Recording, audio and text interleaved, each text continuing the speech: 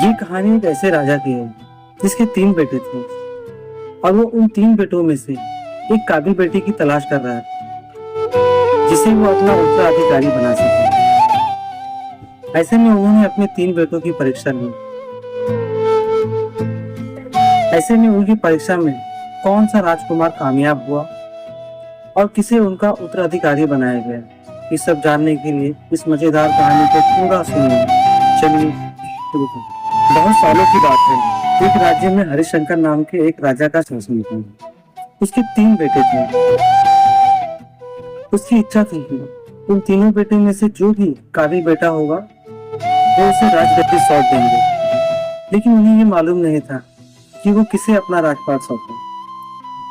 एक दिन कुछ सोचा और अपने तीनों बेटों को अपने पास बुलाया और कहा, आज तुम सबसे एक प्रश्न पूछूंगा जिसका तुम्हें उत्तर देना है। सवाल ये है, यदि तुम लोगों के सामने कोई अपराधी आए तो तुम लोग उसके साथ क्या करोगे?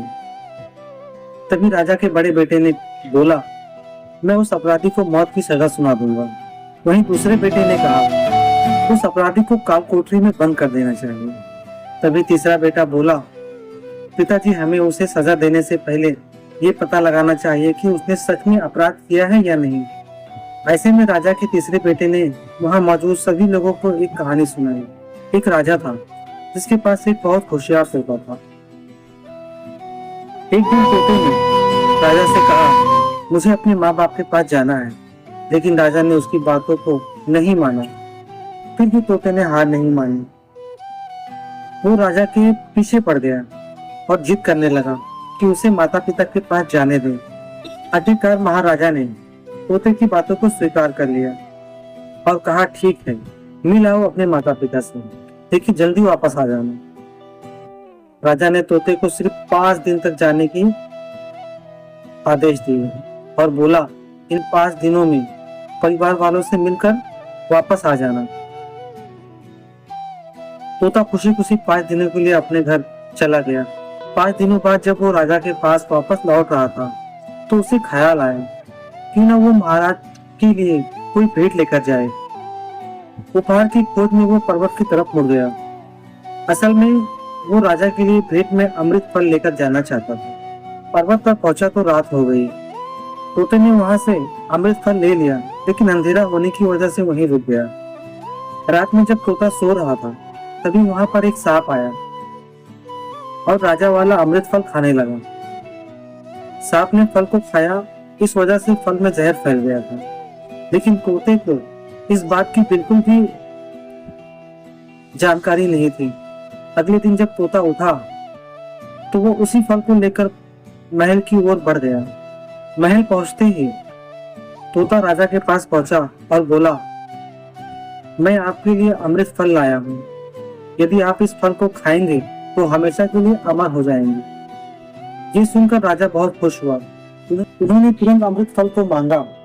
ऐसे में राजा के मंत्री ने उन्हें टोकते हुए पूछा, थोड़ा रुकिए महाराज, आप ये फल बिना जांच के कैसे खा सकते हैं? एक बार सुनिश्चित कर लीजिए कि तोता द्वारा लाया गया ये फल सही है या नहीं। राजा को मंत्री की बात सही लगी। उसने उस फल को तुरंत कुत्ते को खिलाने का आदेश दिया। उसके बाद फल का एक टुकड़ा कुत्ते को खिलाया गया। फल खाने के बाद कुत्ता मर जाता है।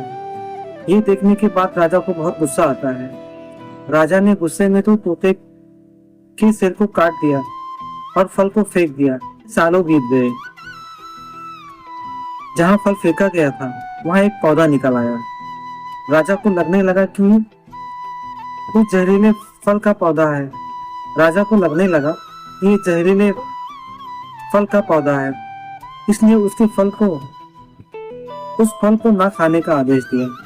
कुछ समय बीत गया। एक बूढ़ा आदमी उस पेड़ की छाया में थोड़ा आराम करने के लिए रुक गया। उसे भूख लगी थी और उसने पेड़ से फल तोड़कर खा लिया। उस फल को खाने के बाद वो बूढ़ा आदमी एक जवान व्यक्ति में बदल गया था।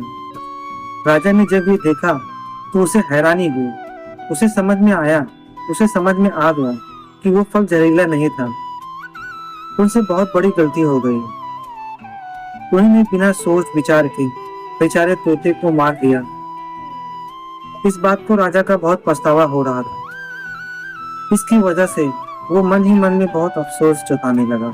इसके बाद राजा के तीसरे बेटे की कहानी खत्म हो गई। इस कहानी के खत्म होने के बाद राजा हरिशंकर ने अपने तीसरे बेटे को अपना सारा राजपाट सौंप दिया और अपना उत्तराधिकारी घोषित कर दिया।